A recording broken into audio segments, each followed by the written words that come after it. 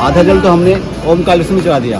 अभी मुमलेश्वर में जाएंगे तो वहाँ के लिए हमने आधा बोतल बचा था, तो हमने सोचा मैया का जल लेते हैं, पूरा बोतल चलते हैं फिर भरते हैं।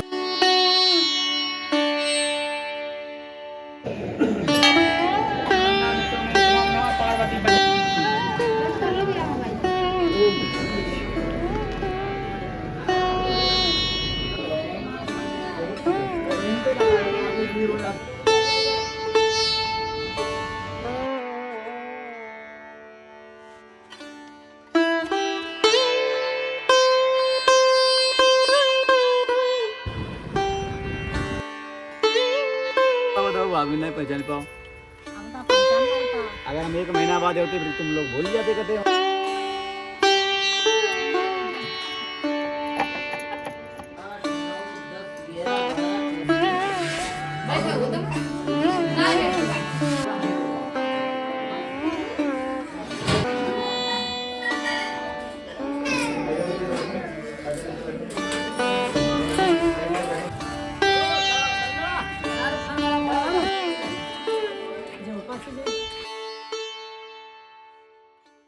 नर्मदे हार।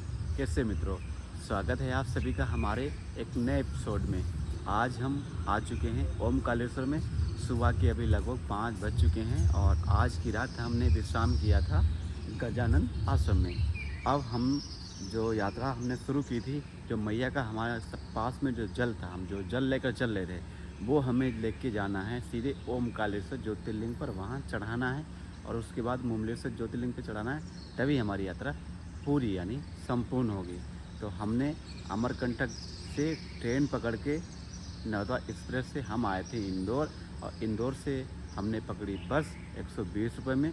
वहाँ से आए हम सीधे ओमकालेश्वर। तो अभी सुबह के लगभग 5 बज चुके हैं। अभी हम जा रहे हैं और स्नान आदि कर लिया है और मैया को भी साथ में ले लिया है। अब चलते हैं, देखते हैं कि भाई मंदिर का कैसे क्या माहौल है। वैसे बताया कि सुबह सुबह जल्दी जाओ तो जल्दी से दर्शन हो जाते हैं, अगर लेट जाओगे तो फिर बहुत टाइम लग जाएगा। इसलिए हम तो सुबह 5:30 बजे ही गए थे। आज जहाँ पर हम रुके थे वहाँ पर थोड़ा पानी कम आ रहा था, तो आज थोड़ा लेट हो गए। बाकी 5 बजे अभी कोई ज़्यादा लोग यहाँ पे जगह नहीं है।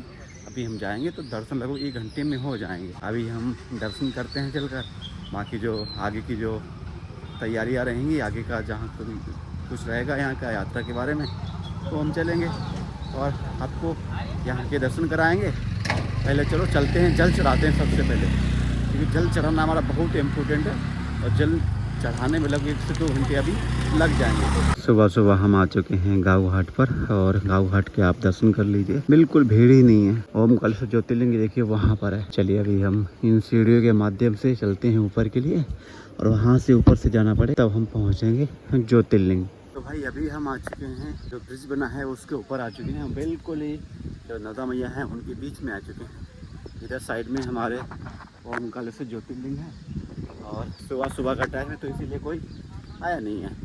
वही कहते हैं ना कि ब्रह्म मुहूर्त में सभी लोग जल्दी से नहीं उठ पाते हैं, और जो उठ जाते हैं दर्शन कर लेते हैं वो सही रहते हैं, उनको अलग ही महादेव दर्शन देते हैं। लेकिन जब भीड़ हो जाती है, बहुत ज़्यादा भीड़ तो नहीं है भाई, तो भीड़ ही नहीं है, क्योंकि ब्रह्म मुहूर्त में उठना भी एक बड़ी बात है। सुबह सुबह नींद को त्यागना सबसे बड़ा चैलेंज वही है। अभी हम मंदिर के अंदर आ चुके हैं, और ये देखो भाई लाइन भी यहाँ पर अभी छोटी लगी है, यानी आराम से दर्शन हो जाएगा। पीछे तो लाइन ही नहीं है। ये देखो हमारी मैया हमने हाथ में ले ली हैं। अब चलिए आप पहले चलकर बाबा महादेव के ऊपर जल चढ़ाते हैं और अपनी यात्रा को संपूर्ण करते हैं। ऐसा बोलिए साहब नाम से जलधारा संग खड़े हैं आप भैया आप चढ़ाओ। ये दे दो।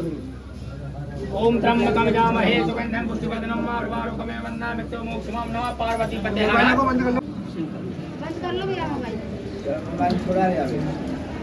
दोस्तों दर्शन तो हमने कर लिए हैं। अब हम आपको सुबह दर्शन करने का आपको हम फ़ायदा बताते हैं। जब भी आप सुबह दर्शन करने जाते हैं, पहली बात तो आपको भीड़ नहीं मिलेगी, आपके दर्शन बहुत ही जल्दी हो जाएंगे। कोई भी आप ज्योतिर्लिंग पर जाओ, आपके दर्शन बहुत जल्दी हो जाएंगे। दूसरी बात, जो VIP का प्रोसीजर होता है वो भी आपको बहुत ही कम देखने को मिलेगा। यानी अभी हम यहाँ पर गए तो VIP का प्रोसेस था ही नहीं। अभी हम जब गए थे तब भीड़ नहीं थी, लेकिन अभी देखो अब सुबह के लगभग 6 बज चुके हैं। मात्र आधा से 1 घंटे के बीच में ही तो भयंकर भीड़ हो चुकी है। यानी जो होटल में सो रहे थे, जाग रहे थे, फ्रेश हो रहे थे, वो भी यहाँ पर आ चुके हैं। और अब यहाँ पर भीड़ बहुत ज़्यादा हो गई है। अब आपको लगभग 1 से 1.5 घंटा लगेगा। तो चलिए अभी चलते हैं ओमलेश्वर ज्योतिर्लिंग में और ओमलेश्वर में दर्शन करते हैं और अपनी यात्रा को संपूर्ण करते हैं।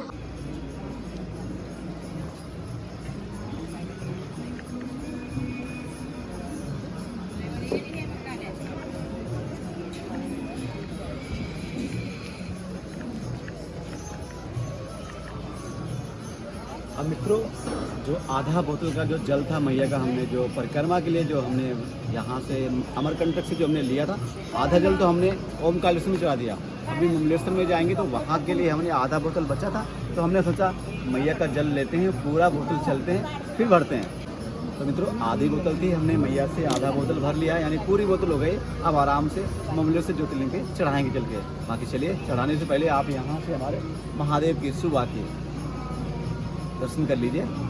हर हर महादेव, नर्मदे हर, नर्मदे हर। वह हम आ चुके हैं मुमलेश्वर ज्योतिर्लिंग और मुमलेश्वर में चलकर ना ये जल चढ़ाते हैं मैया का। यहाँ से ये रास्ता है, बहुत ही प्राचीन मंदिर है ये भी।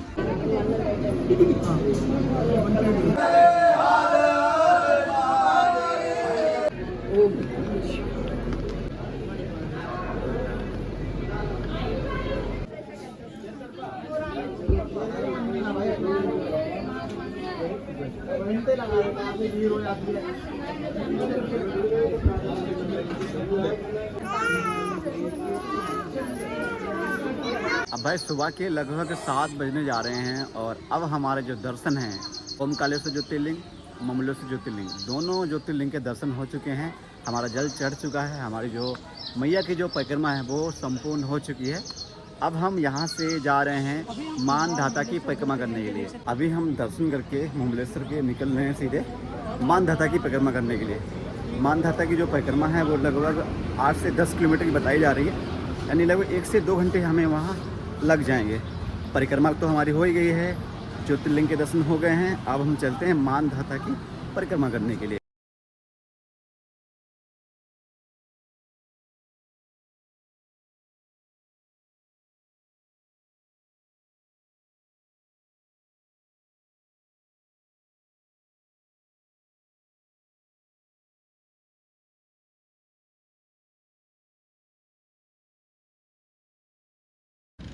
तो भाई हमारी परिक्रमा की शुरुआत हो चुकी है। मानधाता की जो परिक्रमा है वो लगभग बताइए 7 किलोमीटर परिक्रमा है। और ये देखिए अभी हम जो मेन ओमकालेश्वर ज्योतिर्लिंग है वहाँ से आ चुके हैं लगभग 500-600 मीटर आगे। और मानधाता का ये जो पहाड़ है, ये देखिए, ये है परिक्रमा मार्ग। ऐसे आपको इसी रास्ते से परिक्रमा करनी पड़ेगी।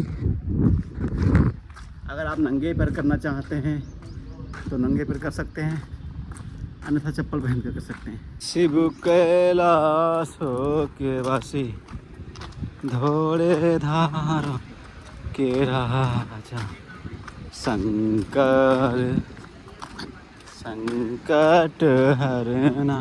तेज भाई छोटा सा नाव जा रहा है और ऐसी यहाँ की मैया की धारा हो गई आगे आकर।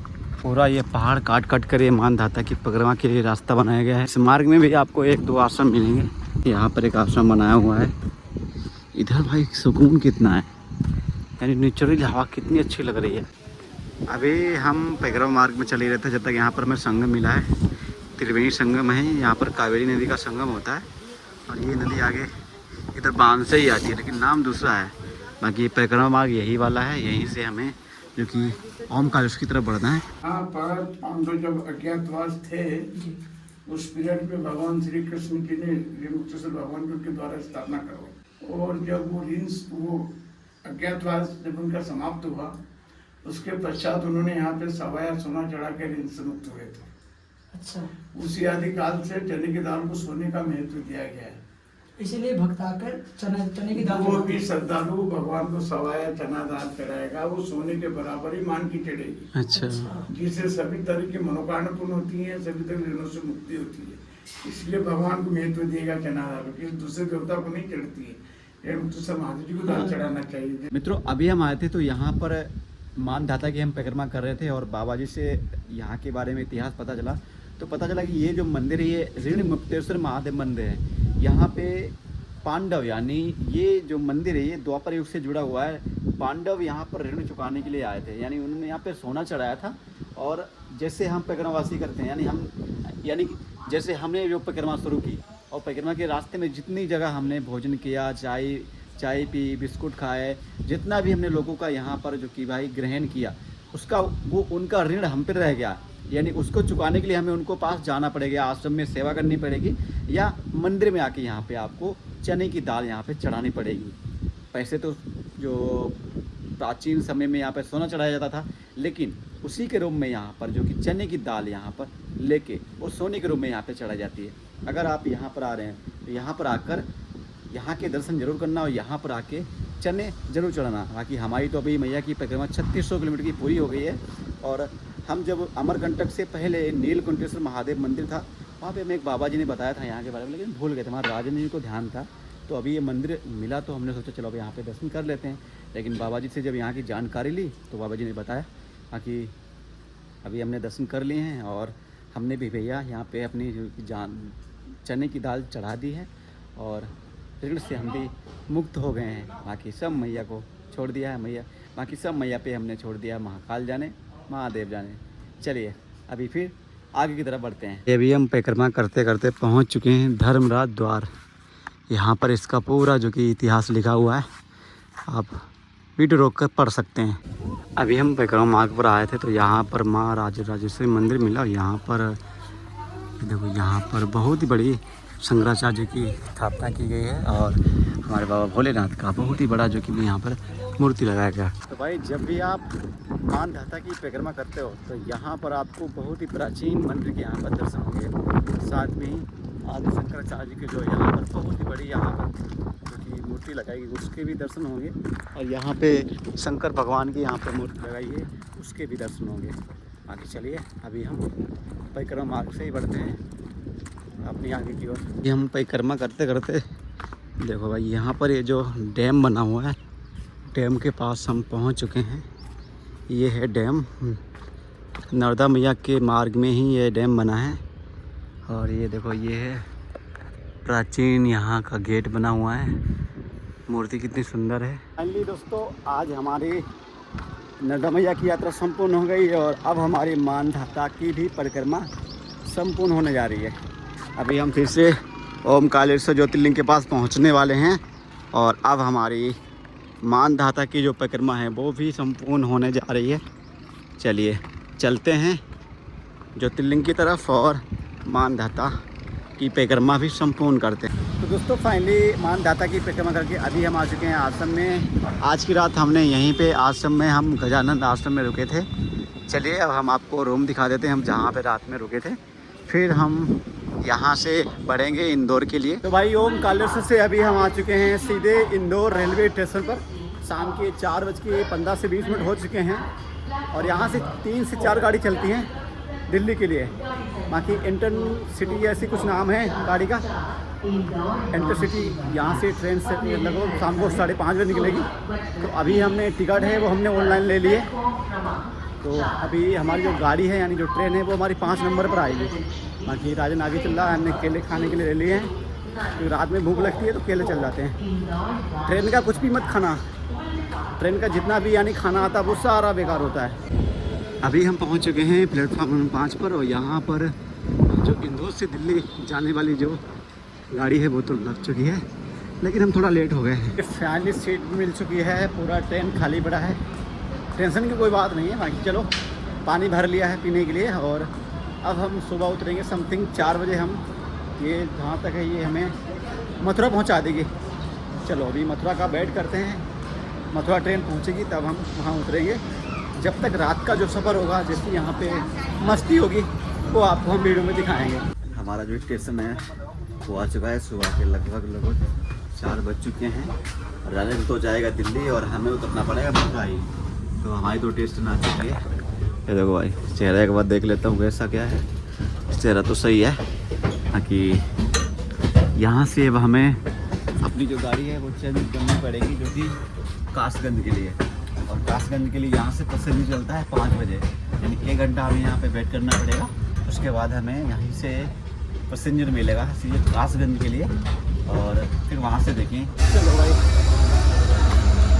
फाइनली अभी हम पहुँच चुके हैं मथुरा रेलवे स्टेशन पे। तो वाकई लगभग 3:30 बज चुके हैं। 4 बजे की गाड़ी थी, लेकिन हमें इसने 3:30 में उतार दिया।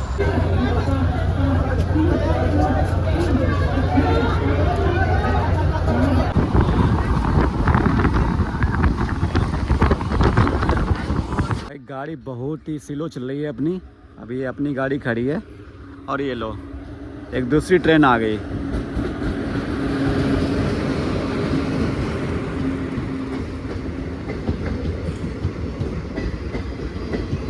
ये जो पूरा ट्रेन है हम जिस पर जा रहे हैं, पूरा पैसेंजर है। सुबह के लगभग 8:30 बज चुके हैं भाई। अभी तो 2 ट्रेन थी, लेकिन ये देखो एक तीसरी ट्रेन और आ चुकी है। हमारी तो रुकी थी, एक ये रुक गई है आकर, और एक ट्रेन और आ गई है। पता नहीं आज हो क्या रहा है। लगता है ये भी यहीं रुक जाएगी। आ जा भाई, तेरा इंतजार था। हमें लगता है ये जाएगी। अरे रुकेगी रुकेगी।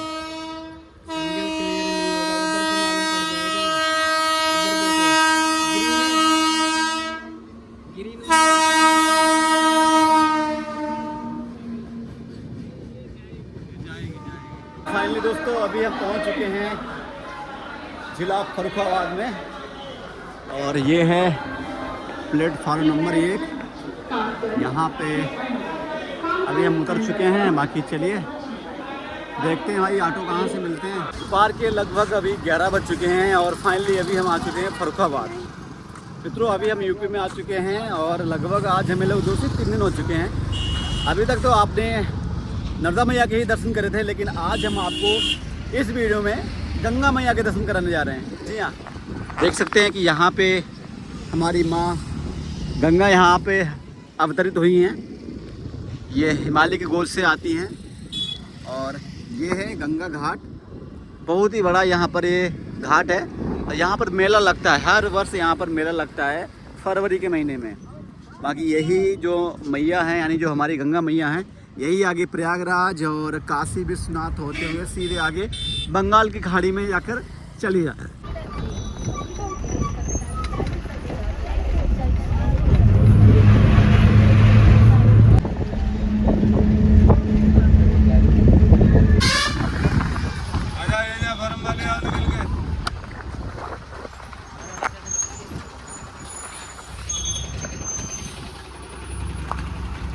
तो फाइनली अभी हम पहुंच चुके हैं अपने गांव। अब यहाँ से लगभग हमारा जो गांव है वो है लगभग 5 किलोमीटर। ऑटो भी है यहाँ पर। चलो अभी ऑटो पर बैठते हैं। ये देखो भाई, ये गई हमारे गांव के लिए रास्ता, और ये छोटा सा ऑटो, और ये छोटी छोटी दुकानें हैं। हर हर महादेव। अब बढ़ते हैं घर की तरफ।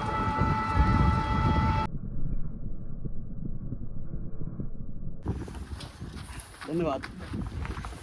चलो फाइनली अभी हम अपने दोस्त के दुकान पर आ चुके हैं। घर पे बाद में जाएंगे, क्योंकि पहले तो अपने दोस्त से मिलना होता है ना। हर हर महादेव। कैसे हाल चाल? बढ़िया। अरे अरे क्या हाल है, बहुत दिन के बाद मिला। मैंने तूने कल फोन किया था ना, कल मैं ट्रेन में बैठा था तो इसने कॉल किया, तो मैंने कहा भाई वीडियो कॉलिंग के ऊपर, यानी वीडियो कॉलिंग किया, पता चला था ना मैं आ गया हूँ दिखाने के लिए अपनी दुनिया। कब खोला ये? तो भाई मेरा दोस्त का जो मेडिकल था वो पहले पानीपत में था। अब पानीपत से गांव में शिफ्ट हो गए, तो गांव में ही इन्होंने पूरा ये जो मेडिकल खोल लिया है। बाकी आज 3रा दिन है, अभी नया नया काम स्टार्ट हो गया भाई। अभी हम स्टोर से निकल चुके हैं, अब चल रहे सीधे घर के लिए। घर पर भाई बिना बताए जा रहे हैं। मम्मी पापा को बताया है नहीं कि हम घर पर आ गए हैं। देखते हैं भाई उनका कैसे क्या रिएक्ट होता है।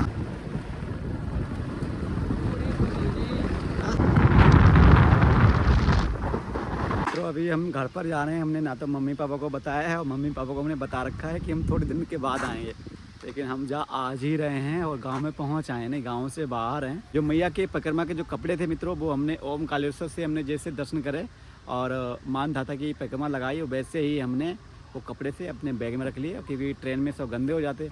तो अभी बस इन्हीं कपड़ों में अब चल रहे हैं। देखते हैं भाई, ऐसा लुक है, बड़ी बड़ी दाढ़ी हो गई। मम्मी एकदम से शौक हो जाएंगी, बोलेंगे कौन बाबा आ गया घर पर।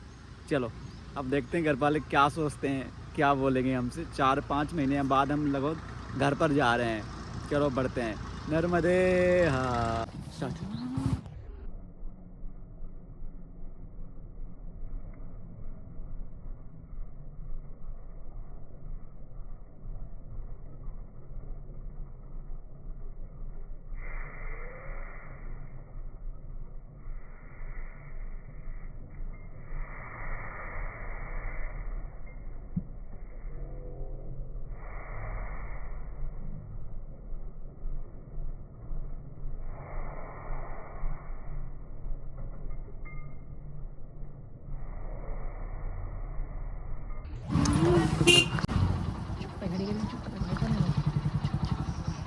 अभी बस घर पर आए थे और ये लोग सब शौक है हमको देखकर, क्योंकि इतनी बड़ी बड़ी दाढ़ी हो गई, इतना बड़ा बाल हो गया, देख के यानी लगी रहे कि हम ही हैं।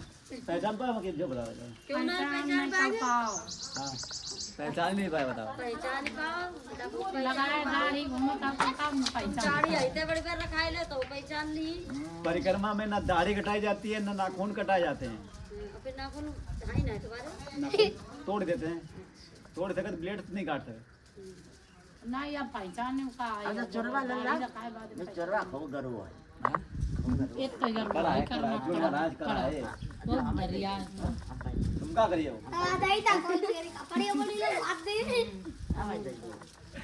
तो भाई ये है अपना गांव। अभी मम्मी है अभी खेत में, चलो वहाँ भी चलेंगे और देखते हैं खेत में क्या गेहूं कटे हैं। उनको बताया सुखाया जा रहा है, कल कटा लिए होंगे, कल बारिश हुई थी यहाँ पर तो इसीलिए पहले कटा लिए ताकि ख़राब ना हो जाए। ये है हमारी एक भतीजी, ये बहुत खुश हो रही है मेरे को देख कर। हाँ क्या बनाओ खाने में? कुछ नहीं बनाओ, केला कितने बनाए। चलो मिलते हैं आप लोगों से थोड़ी देर में।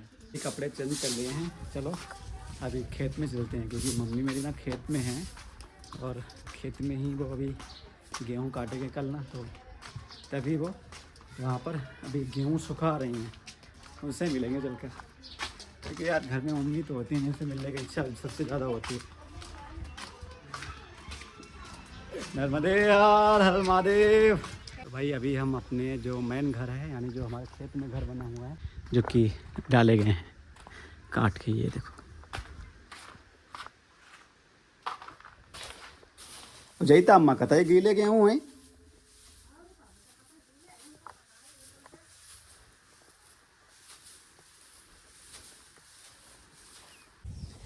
गीले हैं गेहूँ कहते, सौ सुबह भी बने हैं।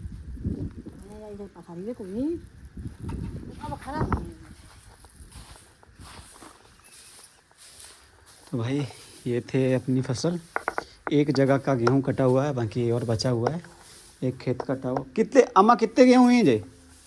कितने गेहूँ हुई? 25 कुंटल। चलो धूप में पड़े होते और जल्दी सूख जाते। तो भाई अब हम आपको सभी को अपनी बड़ी भाभी से मिलाने चल रहे हैं। ये देखो भाई, यहाँ पे हमारी बड़ी भाभी रही हैं। भाई गांव में सभी लोग शौक इसलिए हो रखे हैं क्योंकि हम जो है भेष बना रखे हैं, यानी जो परिक्रमा का जो नियम है, दाढ़ी नहीं कटवाना और वाइट कपड़े पहन के परिक्रमा करना। तो परिक्रमा का यही नियम है और हम ऐसे घर पर आए हैं और सभी लोग देख रहे हैं, यानी सब लोग शौक हो रहे हैं ये है कौन, पहचान ही नहीं पा रहा है कोई। हमारी अम्मा भूल गए भाई। अम्मा पहचान पाओ मैं कि नहीं, जो बताओ। हाँ हमें पहचान ही नहीं पाओ। देखा अम्मा नहीं पहचान पाओ, बताओ भाभी नहीं पहचान पाओ। पहचान नहीं पाओ। अगर हम 1 महीना बाद होते फिर तुम लोग भूल जाते, कहते वहाँ जगह हमारी खेती थी सब लिख लेते कि भूरे कहीं। चलो अच्छा, अब आया बात पर चलो फिर परिक्रमा करने चलें। अब ते कतई और बेहद अच्छा बनाए लें। मित्रों, आज हमारी संपूर्ण यात्रा होकर और आज है वो दिन जब हम अपने घर पर आ चुके हैं। आज हम यहाँ पर कन्या भोज करने जा रहे हैं। आपको शायद पता होगा, जब भी हम परिक्रमा करते हैं, परिक्रमा के बाद कन्या भोजन के बाद ही जो यात्रा है वो आपकी संपूर्ण पूरी होती है। तो आज दिन भी अच्छा है, सोमवार का दिन है, भोले बाबा का पावन दिन है। और आज के ही दिन हम 21 कन्याओं को यहाँ पर मैया के नाम से यहाँ पर भोजन वितरण करने जा रहे हैं। और कन्या भोजन करने के बाद में फिर हमारी जो यात्रा है वो संपूर्ण हो जाएगी। तो चलिए अब हम आपको कन्याओं के दर्शन कराएंगे, साथ में ही जो यहाँ पे मैया हैं, भाभी हैं, भतीजी हैं, भोजन बनाए हैं, पूरा आपको दिखाएंगे कि हम गांव में, शहर में क्या होता है। शहर में एक एक कन्या ढूंढने बहुत टाइम लगता है, बहुत लोग अपनी कन्या को भेजते ही नहीं हैं। लेकिन गांव में क्या होता है, हम घर पर बोल देते हैं कि हमें एक आपकी बच्ची चाहिए, हमें कल करनी है, तो सब कोई पहले ही आ जाता है। चलिए अभी हम वीडियो आज की शुरू करते हैं और करते हैं कन्या भोज। और आपको आज हम 21 कन्याओं के दर्शन कराने जा रहे हैं। नर्मदे हर।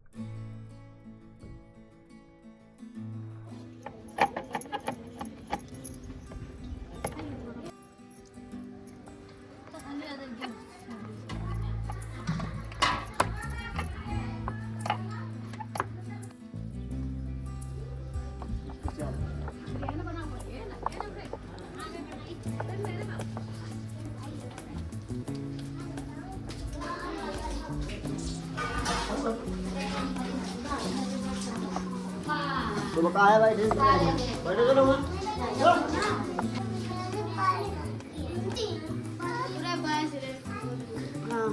क्या भाई है और लंगूर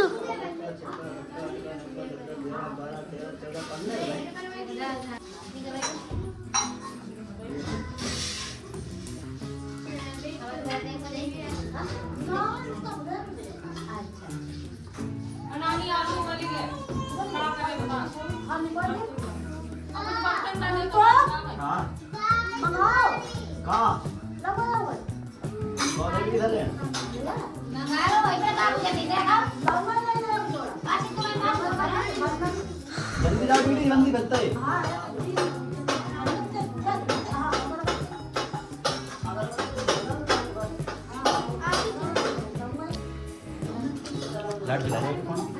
लाइट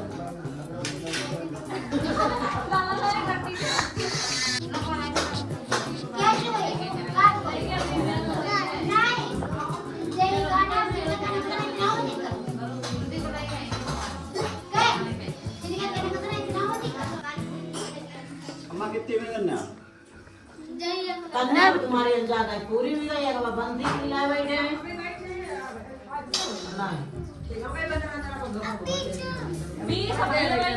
अब ये कर ली 8 9 10 11 12 13 14 15 16 17 18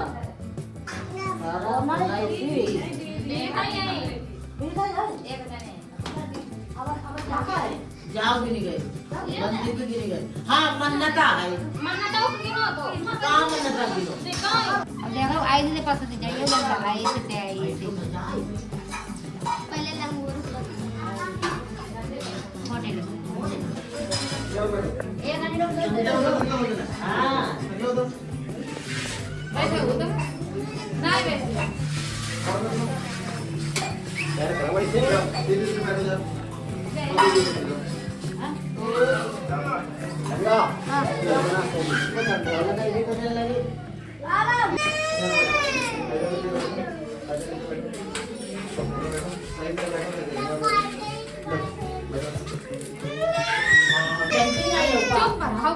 समझे ना खाइए कभी खाइए आइए पर जाओ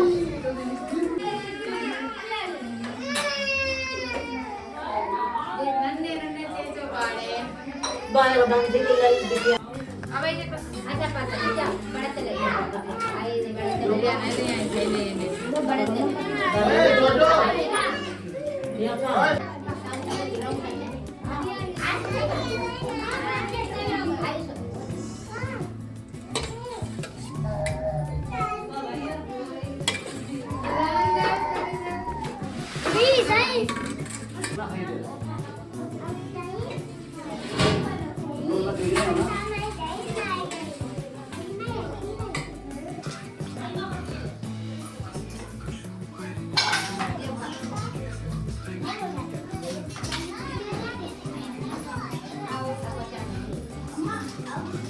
फाइनली अभी यहाँ पर 21 कन्या हमें सभी को भोजन करवा दिया है। बाकी चलिए अभी आपको यहाँ पर एक बार दर्शन और करा देते हैं, उसके बाद में सभी को ग्रहण कराएंगे भोजन। तो भाई अभी सभी कन्याओं ने भोजन ग्रहण कर लिया है।